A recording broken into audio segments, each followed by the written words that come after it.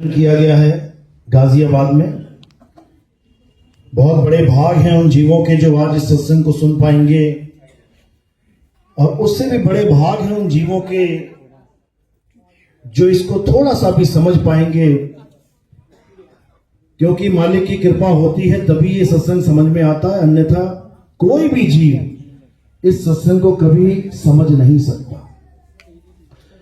तो आज हमारे बीच में हमारे देश के आईपीएस अधिकारी अब सेवानिवृत्त हो चुके हैं और बहुत ही अच्छी सेवा इन्होंने हमारे देश की है।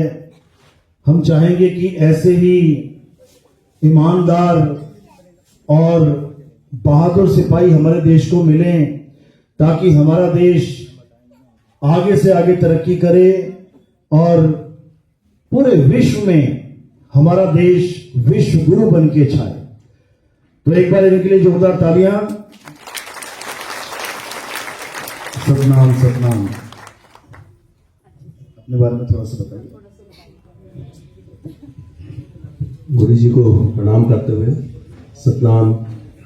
महाराज जी नितिन दास जी का बहुत नाम सुना, जो कबीर वाणी का जिस तरीके से प्रचार प्रसार आपके द्वारा पूरे भारतवर्ष और अंतर्राष्ट्रीय स्तर पर किया जा रहा है, उससे मैं भी प्रभावित होकर मैडम सीमा सचदेवा जी से जब मेरी मुलाकात हुई, लेकिन मैं पहले जानता था, मैंने कई प्रोग्राम यहाँ पर देखे थे इससे पहले। जब चंदन नगर क्लब में प्रोग्राम हुआ तो कई मेरे परिचित वहाँ पर विभिन्न जनपदों के मिल गए। एक संक्षिप्त परिचय अपने बारे में बता दूं। मेरा नाम प्रेम प्रकाश है और मैं दिल्ली के गांव कैथवाड़ा से वहाँ से आया। उसके बाद मैकेनिकल इंजीनियरिंग की और फिर मैं आईपीएस में 1993 बैच उत्तर प्रदेश काडर में रहा। बहुत सारे जनपदों में मैं एसपी, एसएसपी और फिर उसके बाद डीआईजी, आईजी और एडीजी के पद पर रहा। उसमें महत्वपूर्ण जनपद जितने भी हैं उत्तर प्रदेश के लखनऊ, कानपुर, आगरा, इलाहाबाद, बरेली, मुरादाबाद, अलीगढ़, गाजियाबाद, ये सब तमाम जिले मेरे द्वारा भ्रमण किया। और जिस तरीके से मैं संत परंपरा में शुरू से विश्वास रखता हूँ और कई बार मगहर और आसपास के क्षेत्रों में वहाँ पर जब भी भ्रमण किया तो मैं मानता हूँ कि कबीर जी का जो व्यक्तित्व रहा है वो सबसे ज़्यादा मैं कहूँगा प्रेरक रहा है। वो इतने क्रांतिकारी संत हैं और उनके बारे में आम आदमी को कई बार सुनने में, जानने में कई बार लगता है कि उनको समझ में पूरी तरह से तभी आ पाता जब हमें गुरु जी का आशीर्वाद मिले, या गुरु जी के द्वारा जब उन चीज़ों को एक्सप्लेन किया जाता है। एक छोटी सी बुकलेट मुझे दी थी, आज बहुत सारे ये गीता का, ये आपके पास तो होगा ही पहले, लेकिन जिस तरह से गीता का जो आपने उसको सरल भाषा में जिस तरह से समझाया है, वास्तव में किसी भी व्यक्ति के उद्धार के लिए और देश के उद्धार के लिए ये बहुत ही प्रेरक आपके वक्तव्य है। और मैं तो अभी बीच में मैं सुन रहा था महाराज जी को सुनने के लिए, लेकिन मुझे यहाँ पर जो है इस तरह का आसन दे दिया। मैं वास्तव में जीवन भर ऋणी रहूँगा गुरु जी का। मैं आपके बारे में यही ज्ञान देता हूँ, गुरु जी को सुनिए और मैं भी लाभ इसी से दूंगा। धन्यवाद।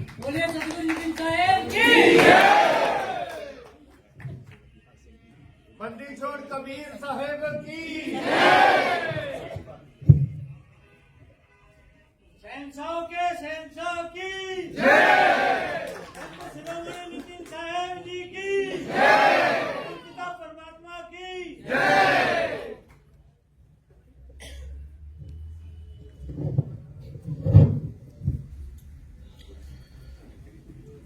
तो परमात्मा की अपार कृपा होती है तब जाके ये विवेक जागता है।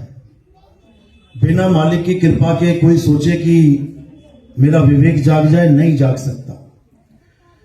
ज्ञान तो हो जाएगा, किताबें रट लोगे, ग्रंथ रट लोगे, श्लोक दोहे रट लोगे, लेकिन उस ज्ञान से कल्याण नहीं होगा, बल्कि एक ऐसा अहंकार पैदा हो जाएगा कि मुझसे ज्यादा कोई नहीं जानता। सर्वानंद एक ब्राह्मण था और यही सब करके वेद पुराण रट के हर प्रकार से अपने आप को सर्वश्रेष्ठ सिद्ध करने में पूरा जीवन बिता दिया। सर्वानंद से सर्वाजीत बनना चाहता था, लेकिन जब कबीर साहब से उसका आमना सामना हुआ तब उसको अपनी असलियत पता लगी कि जितना मर्जी ग्रंथ पढ़ लो, जितने मर्जी वाणियां रट लो, पूरी रात वाणियां गाते रहो, इससे कल्याण नहीं होगा। इसलिए साहिब ने कहा, पोथी पढ़ पढ़ जग मुआ और भयो ना पंडित कोय, एक आखर पीव का और पढ़े सो पंडित होए। तो आज उसी एक अक्षर की महिमा गाई जाएगी, उसी एक अक्षर को समझाया जाएगा ताकि हम सब जीवों का कल्याण हो, पूरे विश्व का कल्याण हो। तो आज का सत्संग शुरू करने से पहले परमात्मा के नाम पे जयकारा लगाएंगे। बोलिए परमपिता परमात्मा की, सदगुरु बंदी छोड़ कबीर साहेब की, सदगुरु मदनपति साहेब की, सदगुरु गोलमपति साहेब की, दीवान जवाहरपति साहेब की, सदगुरु राम सेवक साहेब की, सदगुरु विराटपति साहेब की, कलीनपुर धाम की, सभी संतों की, सभी भक्तों की, इस गांव नगर बस्ती की, आज के आनंद की, सकल हंस को बंदगी, साहेब बंदगी, सतनाम सतनाम सतनाम। तो परमात्मा हमेशा यही चाहते हैं कि हम सब जीव जो इस काल और माया के जाल में उलझे पड़े हैं, जो इस तीन लोक में बार बार जन्मते और मरते, इसी जन्म मरण में उलझे पड़े हैं, मालिक चाहते हैं कि हम सब अपने निज धाम को पहुंच जाएं, हम सब अपने असली घर तक पहुंच जाएं। इसके लिए परमात्मा क्या करते हैं? परमात्मा समय समय पर इस संसार में संत रूप में अपनी लीला करते हैं। वो संत रूप में आते हैं, जीवों को जगाते हैं और इस भवजल से कैसे पार होना है इसका संदेशा देके जाते हैं।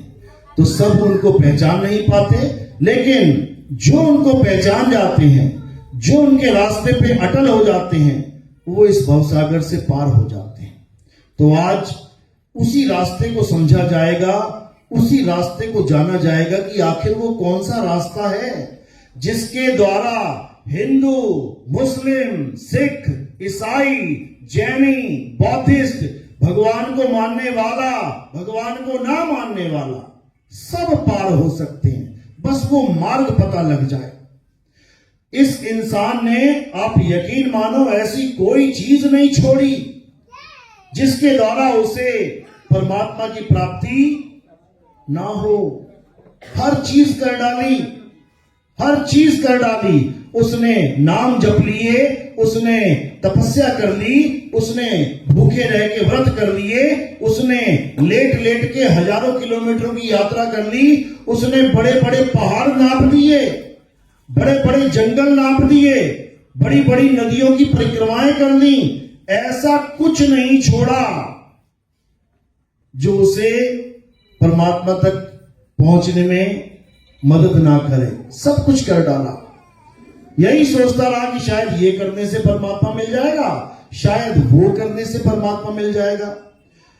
यही उसकी सबसे बड़ी भूल थी, यही सबसे बड़ी भूल थी, क्योंकि उसने अपने मन के द्वारा जो उसको समझ में आया उसने करना शुरू कर दिया। जबकि करना क्या था? केवल एक चीज करनी थी। क्या? सत्य और असत्य का निबेड़ा करना था, बस इतना ही करना था। अगर इतना काम कर लेता तो यकीन मानो, इतने सारे धर्म बने बैठे हैं, इतने सारे पंथ चल रहे हैं, इतने सारे भगवान बन बैठे हैं, इनकी किसी की जरूरत ही नहीं थी। मात्र दो चीजों को समझना था, एक असत्य है और एक सत्य है, बस दो चीजों को। यही गीता में समझाया गया। अध्याय 2 16वां श्लोक। हे अर्जुन, इस दुनिया में दो प्रकार के तत्व हैं, एक असत्य है और एक सत्य है। असत्य क्या है? जो बनता और बिगड़ जाता है, जो जन्मता और मर जाता है, जो पल पल बदलता है, जो सदा एक सा नहीं रहता, वो असत्य है। हिंदुओं के लिए भी, मुसलमानों के लिए भी, सिखों के लिए भी, ईसाइयों के लिए भी, जैनियों के लिए भी, बौद्धिस्ट के लिए भी, सबके लिए। और वो क्या है? वो है पंच तत्व। ये 5 तत्व। ये काया किससे बनी है? 5 तत्वों से। ये बनती है, बिगड़ जाती है, जन्मती है, मर जाती है, सदा बदलती रहती है। देखो, जब छोटे से बच्चे थे, 6 इंच के, 8 इंच के, 1 फुट के, 2 फुट के, 3 फुट के, करते करते आज 6 फुट के हो गए। अब धीरे धीरे छोटे होना शुरू हो जाएगी हाइट, और नीचे झुकते चले जाएंगे। अभी जवान है, कल बच्चे थे, आगे बूढ़े हो जाएंगे। पल पल बदल रहा है। तो जो बदल रहा है वो क्या है? असत्य है। असत्य किसके लिए? सबके लिए। सबके लिए। कोई ये नहीं कह सकता कि ये तेरे लिए असत्य और मेरे लिए नहीं है। अगर यहां पे एक जहर की बोतल रख दी जाए तो किसके लिए जहर है? वो सबके लिए। अगर यहां पे अमृत की बोतल रख दी जाए तो किसके लिए अमृत है? वो सबके लिए। यानी असली ज्ञान वो होता है जो यूनिवर्सल होता है, जो सबके लिए समान होता है, सबके लिए। इसीलिए कुरान में अल्लाह को ये नहीं बोला कि रब्बुल मुसलमीन, क्या बोला? रब्बुल आलमीन, यानी पूरे आलम के लिए, पूरे संसार के लिए वो सबका खुदा है, वो सबका भगवान है। हमारे यहां भी यही बोला कि परमात्मा ने सबको बनाया, सबको, सबको, यानी सबको, कोई बचा नहीं है।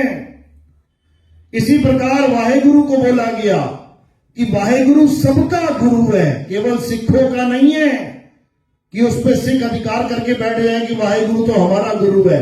सारे आलम का गुरु है, सारे जहान का गुरु है, बस हम उसको पहचान नहीं पा रहे हैं। जिस दिन उसको पहचान गए, उस दिन ये धर्मों के नाम पे झगड़े, ये फसाद, ये दंगे, याद रखो, हमारा सबसे बड़ा दुश्मन हमें लगता होगा कोई देश है, लेकिन तुम पूरे साल की लिस्ट निकाल के देख लो, हमारे देश के लोग किसके द्वारा मारे गए हैं? अपने ही लोगों के द्वारा। अपने ही भारत में दंगे होते हैं, भारतीय ही भारतीय को काट रहे हैं, और नाम किसका लेते हैं? हमारा पड़ोसी मुल्क हमारा दुश्मन है। अरे जिसके बच्चे मर गए उसको पूछो, पड़ोसियों ने मारे कि तुम्ही ने मार डाले? हम अपने ही देशवासियों को मारने लगे हैं। किस मैटर पे? मुद्दा क्या है? केवल भगवान का, अल्लाह का, वाहिगुरु का नाम, मात्र नाम। हिंदू कहता है मुसलमान को पकड़ के बोल जय श्री राम, मुसलमान हिंदू को पकड़ के बोल अल्लाह अकबर। उससे पूछो श्री राम को देखा क्या? नहीं देखा तो नहीं। तूने अल्लाह को देखा भाई? नहीं देखा तो नहीं। तूने गॉड को देखा? नहीं मैंने नहीं देखा। तूने वाहिगुरु को देखा? नहीं देखा। फिर किस बात का झगड़ा है? फिर झगड़ा किस बात का है? केवल अक्षरों का। ये जो मुंह से अक्षर निकल रहे हैं, जय श्री राम, अल्लाह, वाहिगुरु, क्या है ये अक्षर? इन्हें 52 अक्षर कहते हैं। आ आ ई ई उ उ का खा गा चा छा टा ठा डा। इन अक्षरों को किसने बनाया? आदि मानवों ने बनाया। एक समय ऐसा था जब आदि मानव था, नंगा घूमता था, खाने के लिए कुछ नहीं था, जानवरों की तरह शिकार करता था, आग भी नहीं थी उसके पास, पत्थर से पत्थर टकरा के आग जलाना सीखा। समझो, अक्षर नहीं थे उसके पास, आग जलाने के बाद भी उसका नाम नहीं पता था, रखूं क्या? फिर धीरे धीरे बुद्धि विकसित हुई, इस मुंह से आवाजें निकलने लगी। जिसने जितनी आवाजों को पकड़ा उसको लिपिबद्ध करने लग गए। भारत देश में कितनी आवाजें निकली मुंह से? कितने अक्षर निकले? 52 अक्षर। आ आ ई ई उ उ, जब गिनोगे 52 निकल आएंगे। अंग्रेजों ने, जो अंग्रेज आदि मानव थे, उनके मुंह से आवाजें निकली, उन्होंने लिपिबद्ध करना शुरू किया। कितने अक्षर निकले मुंह से? 26 अक्षर। वो 26 पे ही खत्म हो गए और हम 52 पे आ गए। 26 दूनी 52, यानी हमारी बुद्धि 2 गुना विकसित थी। ऐसे ही नहीं बोलते हैं भारत को विश्व गुरु, समझे? वो अंग्रेज 26 पे अटक गए और हम 52 बना के बैठ गए। उसके बाद क्या हुआ, इन्हीं अक्षरों के द्वारा हमने भी नाम रखने शुरू किए। जो चीज दिखने लगी, पेड़ पौधे पत्थर हवा पानी, जो दिखा, सूरज चांद सितारे, अंग्रेजों ने भी रखना शुरू कर दिया। सन स्टार मून फायर एयर, यहां तक तो मामला ठीक था, कुछ ना कुछ तो बोलना ही पड़ेगा। हमने बोला आग, उसने कहा फायर। हमने कहा सूरज चांद सितारे, उसने कहा सन मून एंड स्टार्स। हमने कहा धरती, उसने कहा अर्थ। यहां तक तो समझ में आता है। लेकिन जब हमने उस ताकत का नाम रखना शुरू किया जिसकी वजह से आप चल रहे हो, एक आदमी खड़ा है और एक आदमी पड़ा है जिसको मृत कहते हैं, क्या फर्क है दोनों में? किस चीज की कमी है? आत्मा की। अब हमने उस आत्मा का नाम रखना शुरू कर दिया। किसी ने उसका नाम रख दिया अल्लाह, किसी ने उसका नाम रख दिया वाहिगुरु, किसी ने उसका नाम रख दिया गॉड, किसी ने उसका नाम रख दिया राम। यानी उसकी ताकत से हम सब चल रहे हैं। अब जब ये नाम रखे गए अलग अलग भाषाओं में, अलग अलग देशों में, अब इसको कोई लाके पकड़ के दिखा तो सकता नहीं है। कोई कहे हां अल्लाह है, दिखा, हां वाहिगुरु है तो दिखा, हां गॉड है तो दिखा नहीं सकता। लेकिन कह सकता है कि सारी कायनात अल्लाह की ताकत से चल रही है। पत्ता भी नहीं हिल सकता उसकी मर्जी के बिना, कह सकता है। अब इसी ताकत को भगवान ईश्वर अल्लाह गॉड वाहिगुरु नाम रख के छोड़ दिया गया। अब मानो चाहे ना मानो, वो तुम्हारी मर्जी है। यहां तक भी मामला ठीक था कि चलो तूने राम नाम रख लिया, तू राम राम कर ले, तूने अल्लाह नाम रख लिया, तू अल्लाह अल्लाह कर ले, तूने वाहिगुरु नाम रख लिया, तू वाहिगुरु वाहिगुरु कर ले। यहां तक भी मैटर कोई दिक्कत नहीं है। दिक्कत कहां पे आ गई? जब झगड़े होने लगे। तेरा राम छोटा, मेरा अल्लाह बड़ा, तेरा वाहिगुरु छोटा, मेरा गॉड बड़ा। अब दिक्कत हो गई, अब झगड़े चालू हो गए, जबकि देखा किसी ने किसी को नहीं है। झगड़ा किस बात का है? मात्र अक्षरों का। ये जो अक्षर मुंह से निकल रहे हैं, मुसलमानों के यहां जाके एक बार कह दो अल्लाहू अकबर, सारे खुश हो जाएंगे, सारे खुश। क्यों? क्योंकि हमने वो अक्षर निकाल दिए मुंह से जो वो सुनना चाहता है। ना उसने अल्लाह देखा ना मैंने देखा, केवल अक्षर से अक्षर मैच हुआ और दिल खुश हो गया। हिंदुओं के पास जाके कह दो जय श्री राम, क्या निकला? ज या श्री राम। हिंदू भी खुश। मात्र अक्षरों के द्वारा सारे खुश होते चले जा रहे हैं। सबको अक्षरों की पड़ी है, किसी को उसकी नहीं पड़ी है जिसके ये नाम रखे गए। यानी सब अक्षरों में ही खुश हो गए हैं। प्यास सबको लगी है, लेकिन सब पानी के नाम में खुश हो गए हैं। पानी कोई पीना नहीं चाहता, बस दिक्कत यही है। पानी के नाम के झगड़े हैं। एक पानी का यानी H2O, साइंटिफिक नेम क्या है? H2O। ये नाम, ये किसी आदमी का नाम दिया हुआ नहीं है, ये तत्व का नाम है। हाइड्रोजन और ऑक्सीजन, ये बॉन्ड है इसका, ये तत्व है। अब इसके जो नाम रख दिए गए हैं अलग अलग भाषाओं में, वो हर जगह अलग मिलेंगे। किसी ने कहा जल, वाटर, नीर, तोड़े, पानी, हर जगह अलग अलग।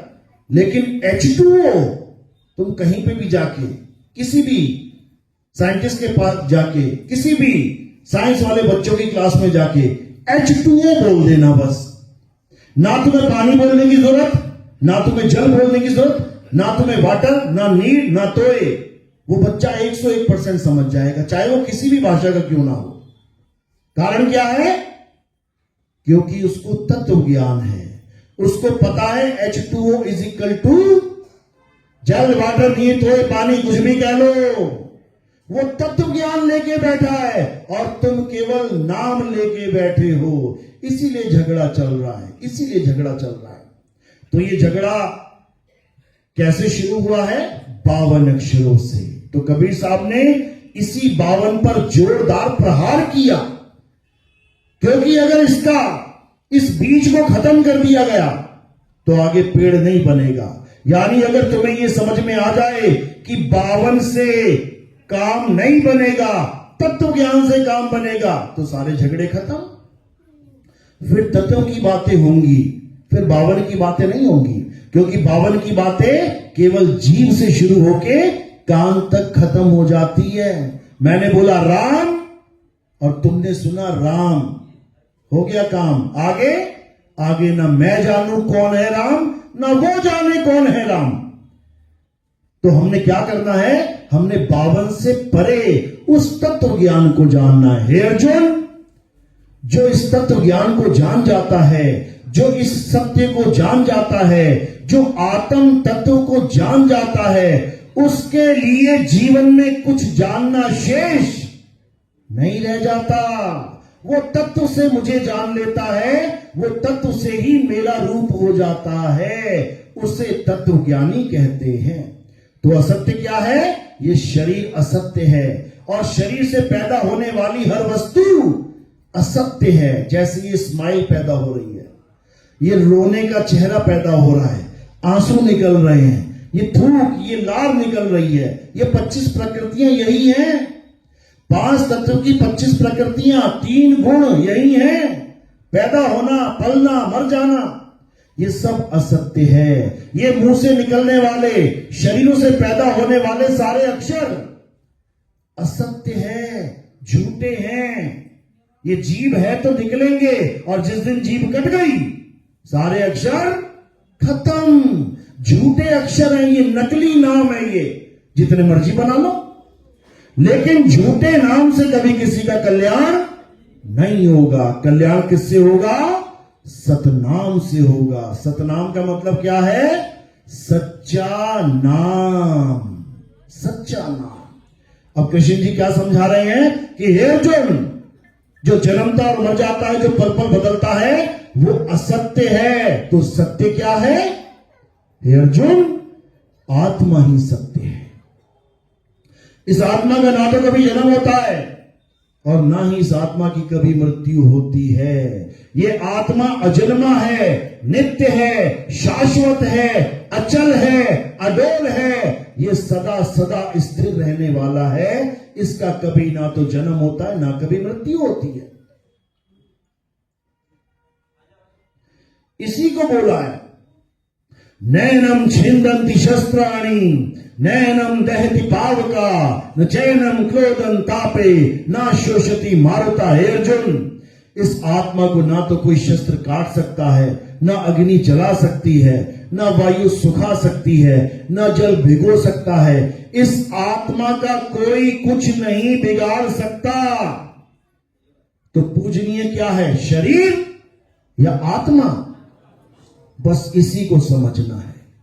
जहां जहां कृष्ण जी ने आत्मा की बात करी, सबने ढक दिया, छुपा दिया, और जहां उन्होंने कहा कि मेरी शरण में आ जा, उसको उजागर कर दिया और शरीर की शरण में भेज दिया। किसकी शरण में भेज दिया? शरीरों की शरण में भेज दिया कि कृष्ण जी की मूर्तियां बनाओ, कृष्ण जी की फोटो लगाओ, कृष्ण जी एक इंसान हैं, उनकी पूजा करो। जबकि वो कह कह के थक गए गीता में, हे अर्जुन, गलती से भी मुझे एक नर रूप में इंसान मत समझ लेना। ये इंसान मेरा रूप नहीं है, नहीं है। तो क्या है मेरा रूप? मेरा रूप अविनाशी आत्मा है। आत्मा है मेरा रूप। ये शरीर, ये मैं नहीं हूं। ऐसे पता नहीं कितने शरीर मैंने धारण करके छोड़ दिए। सबसे पहला अवतार मत्स्य अवतार, मछली का शरीर धारण करके छोड़ दिया, तो मुझे मछली मत समझ लेना। दूसरा अवतार कुर्म अवतार, कछुए का शरीर धारण करके पूरा समुद्र मंथन करके छोड़ दिया, मुझे कछुआ मत मान लेना। वो केवल शरीर है जो मैंने धारण किया और छोड़ दिया। तीसरा अवतार वरा अवतार, मुझे कहीं वरा मत, जंगली सुअर मत मान लेना, मैं वो भी नहीं हूं। चौथा अवतार नरसिंह अवतार, आधा आदमी आधा शेर, मुझे कहीं गलती से नरसिंह मत मान लेना, मैं वो भी नहीं हूं। अगला अवतार वामन अवतार, अगला अवतार परशुराम अवतार, अगला अवतार राम अवतार, अगला अवतार कृष्ण अवतार। जब इंसान वाले अवतार लेने लग गया तो तुमने पक्की मोहर ही लगा दी कि मैं इंसान ही हूं। जब मैं मछली नहीं, जब मैं कछुआ नहीं, जब मैं वराह नहीं, जब मैं आधा आदमी आधा शेर नहीं, तो मुझे इंसान बनाने वाले तुम कौन हो भाई? ये इंसान का चोला तो मैंने धारण किया है और ये भी छोड़ जाऊंगा। छोड़ा कि नहीं छोड़ा? कृष्ण जी आए, पूरी लीला करी और उसके बाद पैर में तीर लगा, शरीर का नाश हुआ, शरीर को छोड़ के अपने धाम को चले गए। शरीर वहीं पड़ा रहा और धाम को कौन चला गया? बस इसको समझना है, इसको समझना है। यानी वो एक ताकत है जो सारे शरीरों को चलाकर भी शरीर नहीं कहलाता। ये करंट दिख रहा है ना तुम्हें, ये सारे पंखों को चलाने के बाद भी पंखा नहीं कहलाता। हमने कैसे उस करंट को पंखा बना दिया? हमने कैसे उस आत्मा को शरीर बना के खुजवा दिया? 2 आंखें, 2 कान, नाक, हाथ, पैर।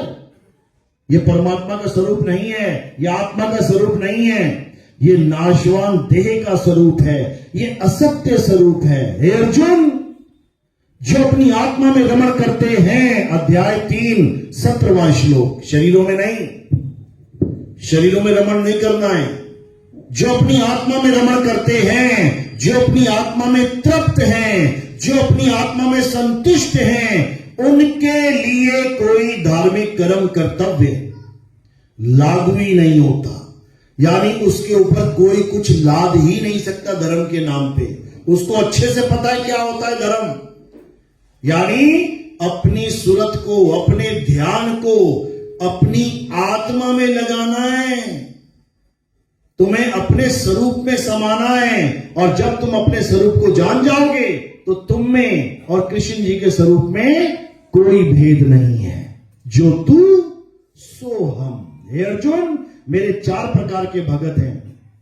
पहला भगत जो दुनियावी इच्छाओं के लिए मेरी भक्ति करता है तो मेरा ही भगत, लेकिन लो लेवल, छोटा भगत है, छोटी बुद्धि वाला भगत है।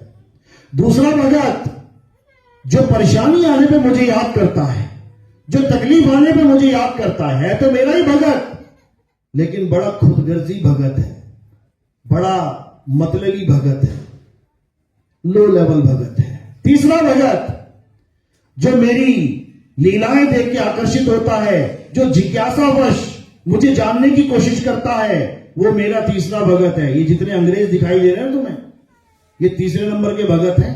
ये लीलाएं देख देख के कृष्ण जी ने पूरा पहाड़ उठा लिया एक उंगली पे। क्या बात है!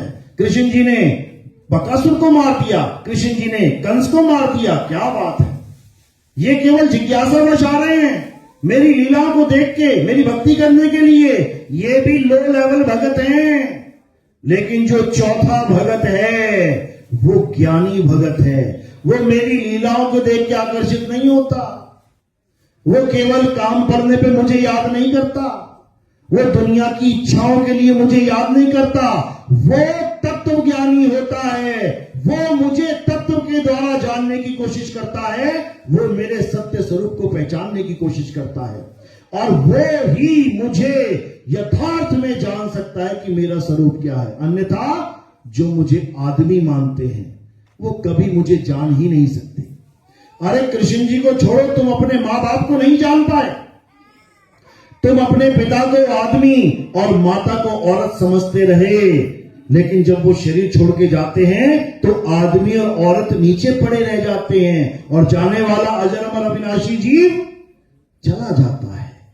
कहां समझ पाए माता पिता को? ये पड़ी है माता, ये पड़ा है पिता, और कह क्या रहे हो? मेरी माता ने शाम 6 बजे शरीर छोड़ दिया, मेरे पिता ने शाम 6 बजे शरीर छोड़ दिया। तो पिता ने जब शरीर को छोड़ा तो पिता थोड़े नहीं मरा, मरा कौन? शरीर। जिसको छोड़ा गया, जिसको छोड़ा वो मरा, जिसने छोड़ा वो अमर है। और गाते भी हो, ईश्वर अंश जीव अविनाशी। अविनाशी का मतलब क्या होता है? मर जाना।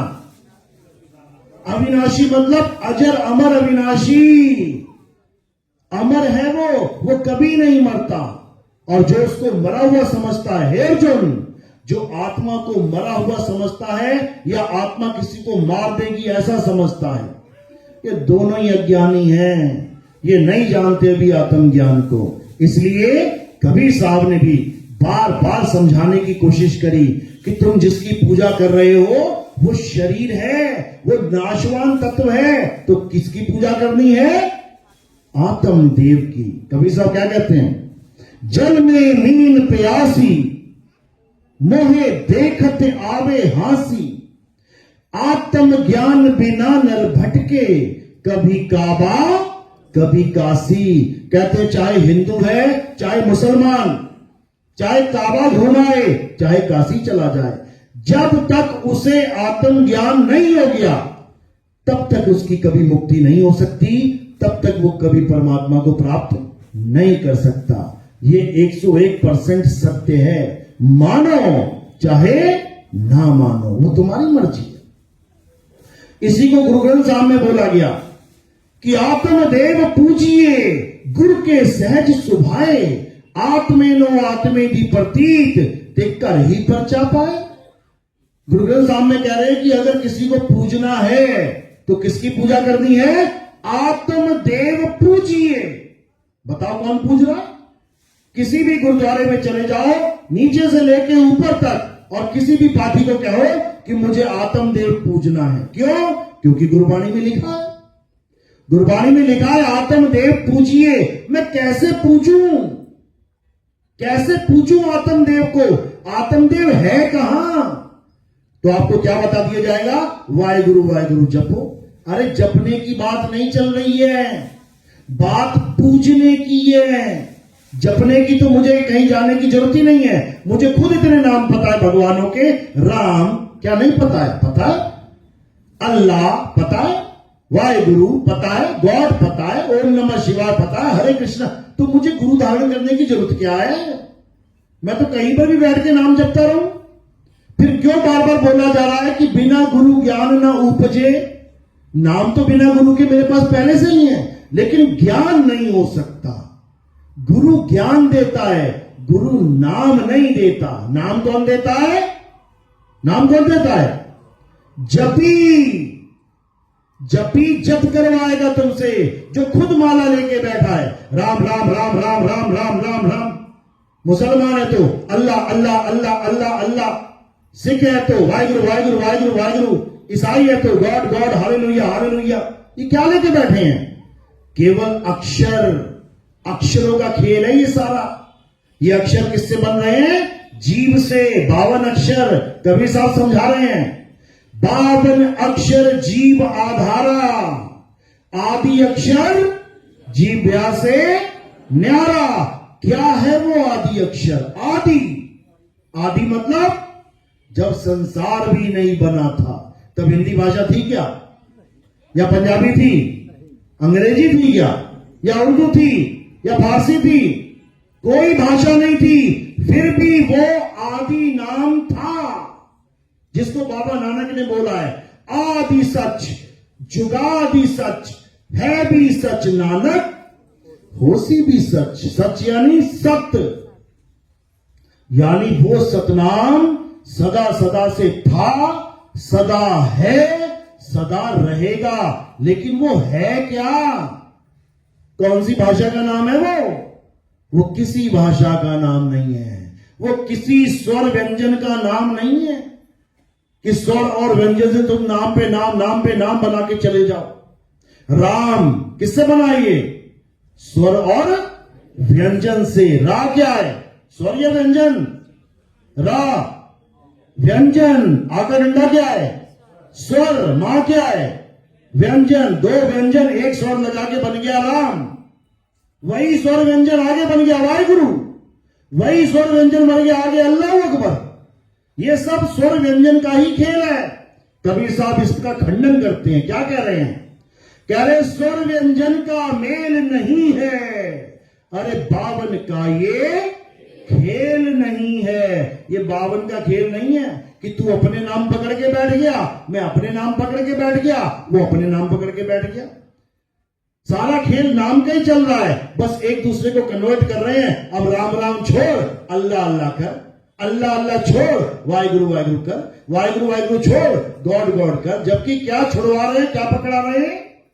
अक्षरी छुड़वा के अक्षरी पकड़ा रहे हैं। इसीलिए कबीर साहब ने गुरु ग्रंथ साहब में क्या बोला? 52 अक्षर जोरे आन। ये जितने भी ग्रंथ हैं, वेद, पुराण, गीता, भागवत, बाइबल, इंजील, तुरैत, जितने भी ग्रंथ हैं, क्या लिखा है इसके अंदर? 52 अक्षर जोड़ तोड़ के रा में आकर डंडा मां तो राम बन गया, र म आकर डंडा पीछे लगा दिया, रमा बन गया। अक्षरों को जोड़ तोड़ के नाम पे नाम लाखों करोड़ों नाम बना दिए।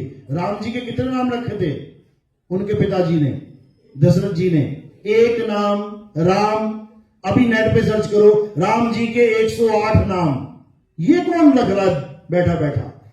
हनुमान जी के कितने नाम रखे थे माता पिता ने? एक नाम। अभी नेट पे सर्च करो, हनुमान जी के 108 नाम, अभी पूरी लिस्ट आ जाएगी। ये कौन बना रहा बैठा बैठा?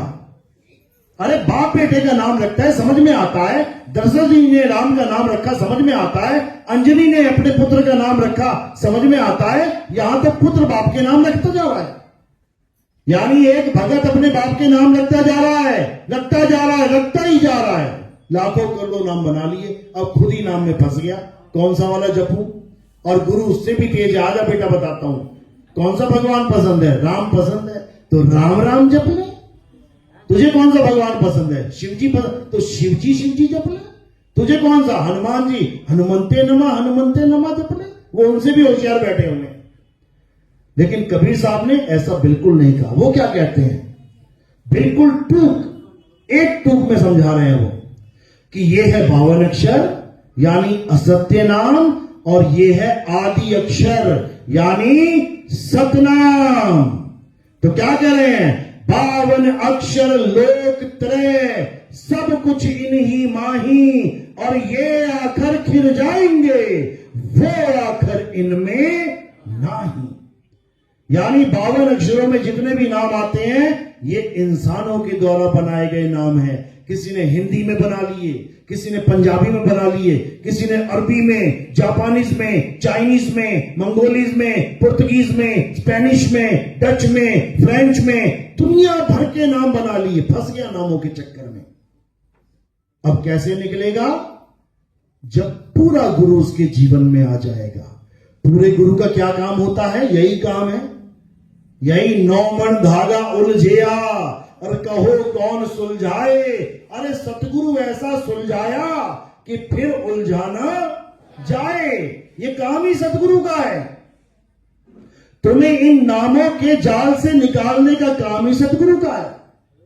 कबीर साहब समझा रहे हैं, अरे कोटि नाम संसार में, इनसे मुक्ति ना होए, और गुप्त नाम सतपुरुष का बूझे बिरला कोई। यानी इस संसार में इतने नाम है, और हर गुरु तुम्हें इसी नाम को जपवाने में लगा देगा। हिंदू के पास चले गए तो राम राम रटवा देगा, मुस्लिम के पास चले गए तो अल्लाह अल्लाह जपवा देगा। लेकिन सतगुरु ऐसा नहीं करता। सतगुरु क्या करता है? सतगुरु नाम छुड़वा देता है। क्या कहते हैं? सोई गुरु पूरा कहावे, जो 2 अक्षर का भेद बतावे, एक छुड़ावे एक लखावे, तब प्राणी निज घर को जावे। यानी सतगुरु कौन होता है? जो एक छुड़ावे। कौन से नाम छुड़वाएगा? ये 52 अक्षरी नाम, ये बोलने लिखने पढ़ने वाले नाम छोड़ दो। हिंदू है तो राम राम छोड़ दो, मुसलमान है तो अल्लाह अल्लाह छोड़ दो, सिख है तो वाहिगुरु वाहिगुरु छोड़ दो, ईसाई है तो गॉड गॉड छोड़ दो। तो करे क्या? हे अर्जुन, जो अपनी आत्मा को जान लेते हैं, जो अपनी आत्मा को पहचान लेते हैं, जो गुरु के द्वारा आत्म ज्ञान को धारण कर लेते हैं, उनका जन्म मरण सदा सदा के लिए खत्म हो जाता है। अध्याय 4 34वां श्लोक पढ़ो। क्या कहती है गीता? हे अर्जुन, ये तत्व ज्ञान जो मैं तुम्हें समझा रहा हूं, ये सत्य ज्ञान जो मैं तुम्हें समझा रहा हूं, इसको प्राप्त करने के लिए तुम ऐसे तत्वदर्शी संत की शरण में जाओ। किसकी शरण में? तत्वदर्शी संत। ये मंत्र जपने वाले संतों के लिए नहीं बोला कि वृंदावन में जाके राधे राधे करने लग जाओ। बताओ, ये किसी कुरान पढ़ने वाले के लिए नहीं बोला कि अल्लाह अल्लाह करने लग जाओ या किसी और नाम को जपने लग जाओ। उन्होंने तत्वदर्शी संत क्यों बोला?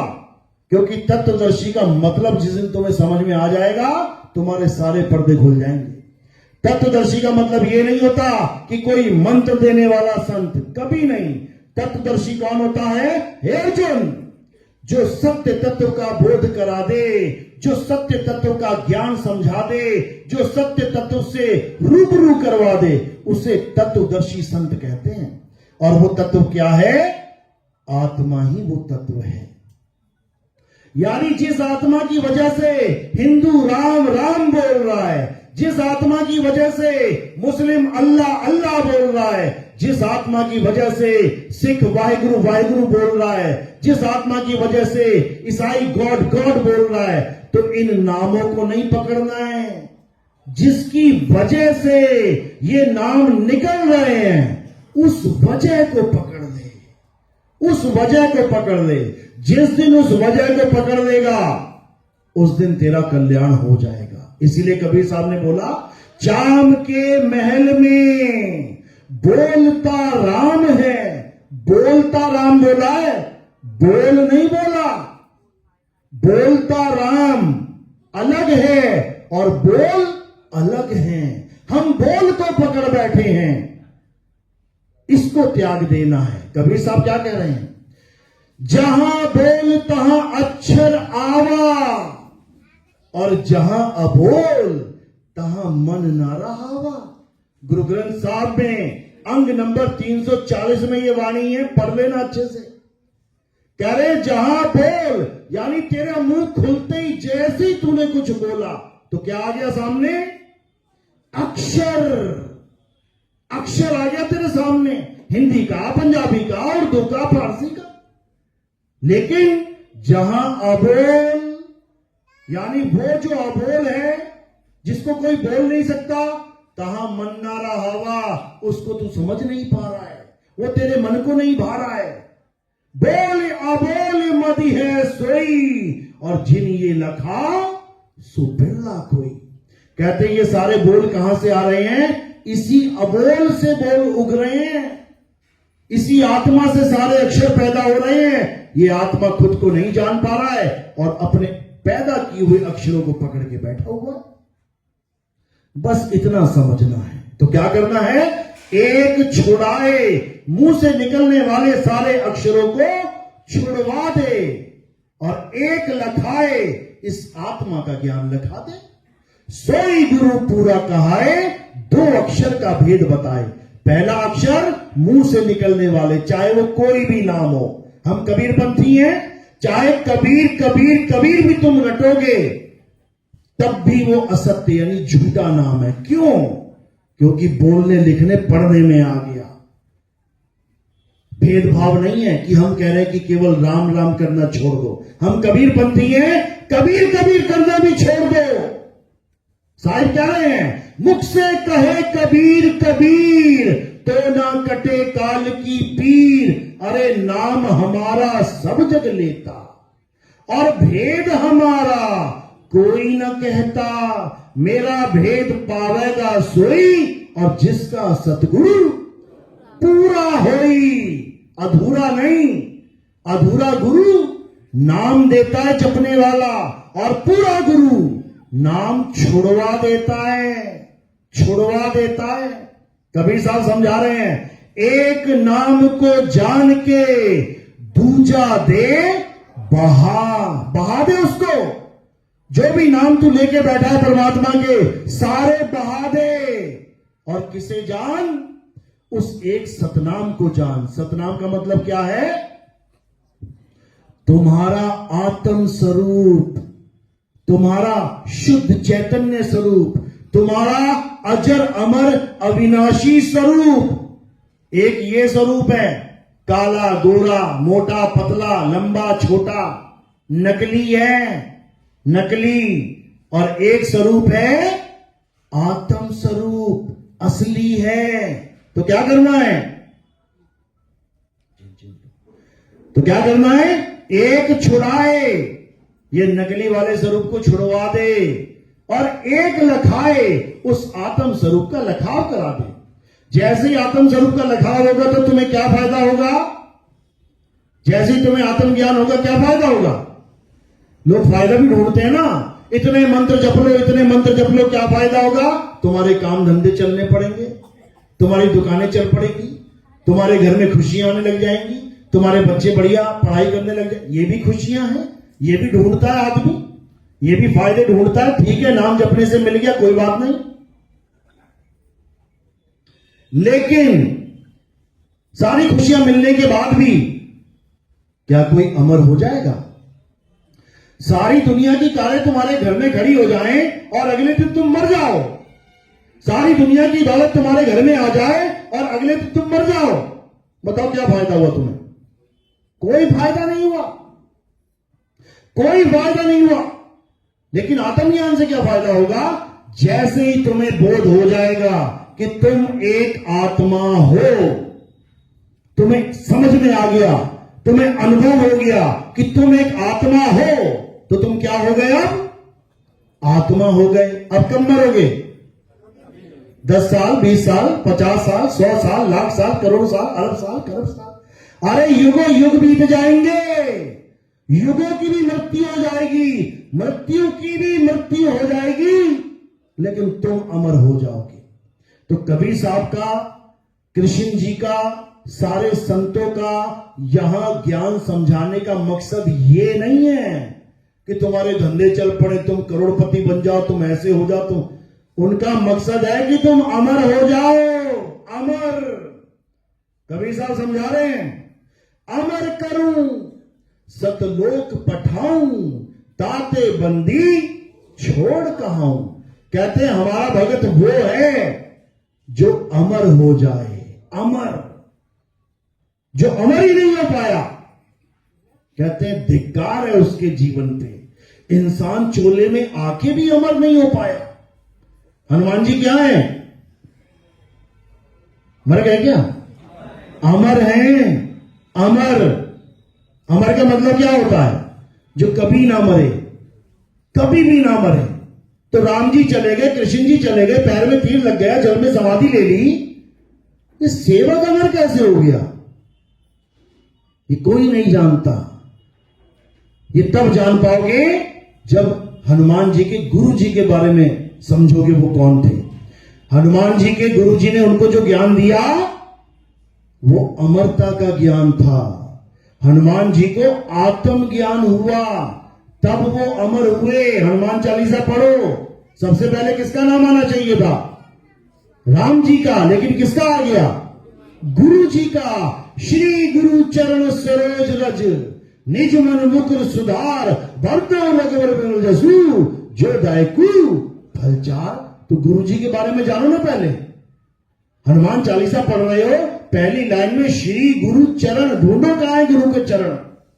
जिस दिन तुम्हें गुरु के चरण मिल गए उस दिन तुम भी अमर हो जाओगे, तुम भी अमर हो जाओगे। याद रखना, गुरु के चरण बताने के लिए ही ये सारे सत्संग चल रहे हैं।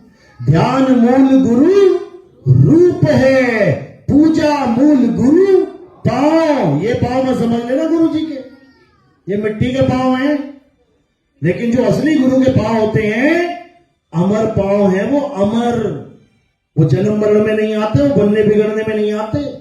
उसी चरणों की धूल हमें चाहिए और हम अजर अमर अविनाशी हो जाएंगे। तो इतनी सी बात समझने में पूरा पूरा जीवन बीत जाता है मेरे भाई। कृष्ण जी को समझने में पूरा जीवन बीत जाएगा, कबीर साहब को समझने में पूरा जीवन बीत जाएगा। लेकिन अगर समझना चाहो तो 2 लाइनों में समझ सकते हो। क्या है कबीर? साहिब कहते हैं, अरे कबीर कबीर क्या करे, तू खोज अपन शरीर और 10 इंद्रियां बस में कर, तू आप आप कबीर। ये 10 इंद्रियां क्या हैं? यही 10 रथ हैं। राम जी के पिताजी थे ना दशरथ, दशरथ का मतलब क्या होता है? 10 इंद्रियों का रथ। ये है 10 इंद्रियों का रथ। ये है, जब राम जी का वियोग हो जाता है तो दशरथ की क्या हो जाती है? मृत्यु। राम कौन है? ये आत्म राम है। जब आत्म राम इस 10 इंद्रियों के रथ से अलग हो जाता है तो ये दशरथ विलय हो जाता है। अब क्या करना है? इस दशरथ को चला कौन रहा है? 10 इंद्रियां बस में कर। जो इसको बस में कर ले, जो अपनी आत्म स्वरूप को जान ले, वही कबीर है और कोई कबीर नहीं है। याद रखना, इसी आत्म स्वरूप को कबीर बोला गया है। कक्का केवल नाम है, बब्बा ब्रह्म शरीर, और रारा सब में रम रहा। सब में रम रहा। वो सतलोक में नहीं बैठा है कि कोई कहे सतलोक में बैठा है कबीर। वो सब में रम रहा है। कोई ये ना सोचे कि राम जी किसी धाम में बैठे हैं। वो सब में रम रहे हैं। तुझ में राम, मुझ में राम, सब में राम समाया, और सबसे कर लो प्रेम, जगत में कोई नहीं पराया। कौन सा राम? आत्म राम। सबके पास आत्मा है? आत्मा है ना? नाम सुना सबने? अपनी अपनी आत्मा लेके आए हो? छूट तो नहीं कि घर पे किसी की? कहीं वो अभी मार्च चल रहा था ना, ये पूरा, वहां तो नहीं आगे किसी की सड़क पे? सब लेके आए हो? कैसे पता लगेगा लेके आए हो? क्योंकि बैठे हुए हो, हिल रहे हो, बोल रहे हो, देख रहे हो। इसका मतलब आत्म राम पास ही है। और जब वो छोड़ देगा तो यहां लाश बन के गिर जाओगे। सारी उम्र तुम्हें आत्म राम ही संभाल रहा है, सारी उम्र। लेकिन सारी उम्र बिताने के बाद भी अगर कोई तुमसे पूछ ले कि आत्मा कैसी होती है, तो तुम्हारे पास जवाब नहीं होगा। कैसी होती है? लाल है, पीली है, काली है, गोरी है, लंबी है, छोटी है, मोटी है, नाटी है। कैसी होती है आत्मा? तुम कभी सोच भी नहीं सकते कैसी होती है आत्मा। समझो, जिसको करंट कभी नहीं लगा, है कोई ऐसा जिसे आज तक करंट नहीं लगा? हाथ खड़ा करो। जिसे आज तक करंट नहीं लगा, एक बंदा है। सारे मिलके भी समझाओगे ना उसे कि करंट कैसा होता है? समझा लोगे? सारे मिलके सारा जीवन समझा देना उसको, वो तब भी नहीं समझ पाएगा कैसा होता है। बस उसको एक बार करंट छुआ देना। जैसे ही छुआ दोगे उसी वक्त उसे ज्ञान हो जाएगा। और ये ज्ञान कब तक होगा, कब तक रहेगा? सारी उम्र का ज्ञान हो जाएगा। सारी उम्र का ज्ञान। वो जीवन में कभी ये नहीं कहेगा कि करंट पंखे जैसा होता है, भले पंखे से करंट लगा हो उसको। वो कभी नहीं कहेगा कि करंट पंखे जैसा होता है। वो क्या कहेगा? अरे पंखा तो लोहे का था, लेकिन वो तार लगाई तो करंट में तो झटका लगा मुझे। पंखे को छू के झटका नहीं लगता है, करंट को छू के झटका लगता है। इसी प्रकार शरीर और आत्मा में जमीन आसमान का अंतर है। पंखे के 3 पर होते हैं, करंट के भी 3 पर होते हैं क्या? पंखा लाल पीला हरा गुलाबी होता है, करंट भी लाल पीला गुलाबी होता है क्या? बिल्कुल नहीं। पंखा बड़ा छोटा होता है, करंट भी बड़ा छोटा होता है क्या? बिल्कुल नहीं। इसी प्रकार आत्मा और शरीर में यही भेद है। शरीर लाल गुलाबी हो सकता है, शरीर बड़ा छोटा हो सकता है, शरीर काला गोरा हो सकता है, शरीर कैसा भी हो सकता है, लेकिन आत्मा एक है, सब में एक है। उसी आत्मदेव को जानना है, उसी आत्मा को पहचानना है, उससे ही सबका कल्याण होगा। इसके अलावा और कोई रास्ता नहीं है। आत्मज्ञान का मतलब बिल्कुल भी ये नहीं है कि तुम किसी और का नाम जपो। हिंदू है तो सोच रहा है मैं राधे राधे राधे राधे 8 करोड़ बार जप लूं तो मुझे आत्मज्ञान हो जाएगा, 10 करोड़ बार जप लूं तो आत्मज्ञान हो जाएगा। मुसलमान सोच रहा है मैं अल्लाह हूं अल्लाह हूं अल्लाह हूं करता रहूं मुझे आत्मज्ञान हो जाएगा। वाहिगुरु वाहिगुरु करके सिख सोच रहा है मुझे आत्मज्ञान, कभी नहीं हो सकता, क्योंकि आत्मज्ञान का मतलब ही नहीं समझ में आया किसी को। आत्मज्ञान का मतलब क्या होता है? आत्म का मतलब क्या होता है? आत्म। जहां पर भी आत्म लग जाए समझ जाना, बात किसी और के लिए नहीं, बात तुम्हारी चल रही है। कैसे? अभी कोई कहे कथा लिखो राम जी की, तुम राम जी की लिख दोगे। श्याम जी की, तुम श्याम जी की लिख। अगर कोई कहे आत्म कथा लिखो, अब किसकी लिखोगे? अपनी कथा। आत्म लगते ही सारा माहौल ही बदल गया। आत्म लगते ही सबसे दृष्टि दूर हो गई, और कहां पे दृष्टि रुक गई? खुद पे। आत्म शब्द जुड़ते ही सारा संसार पराया हो जाता है। आत्म शब्द जुड़ते ही सारी कहानी तुम पर आ जाती है। गली नंबर 5 में एक आदमी ने आत्महत्या कर ली। कितनों को मार दिया उसने? किसी का कत्ल किया क्या उसने? हत्या हुई ना वहां पे? किसी ने किसी को मारा क्या? क्या हुआ वहां पे? हत्या तो हुई, लेकिन किसकी? खुद की। खुद की हत्या हुई। किसने की? खुद ने। आत्म लगते ही हत्या का मामला ही बदल गया। वैसे कहो ना, हत्या हो गई तो शक किस पे जाएगा? किसी और पे।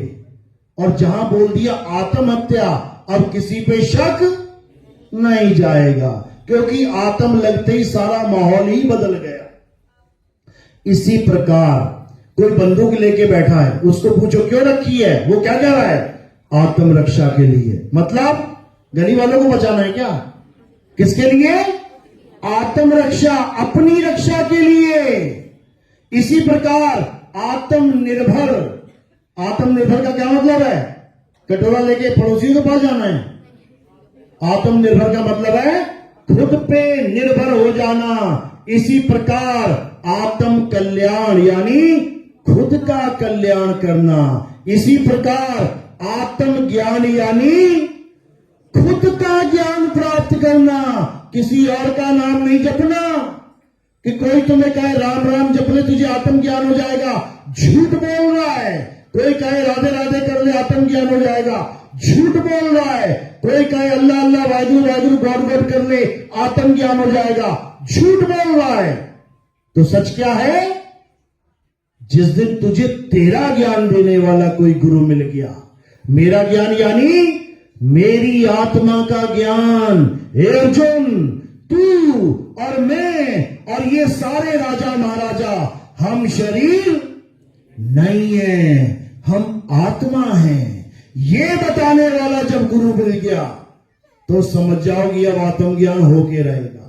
तो आत्मज्ञान का मतलब है सारे नामों को छुड़वा देना और हमें हमारा निज नाम दे देना। इसे आत्मज्ञान कहते हैं। कबीर साहब क्या कह रहे हैं?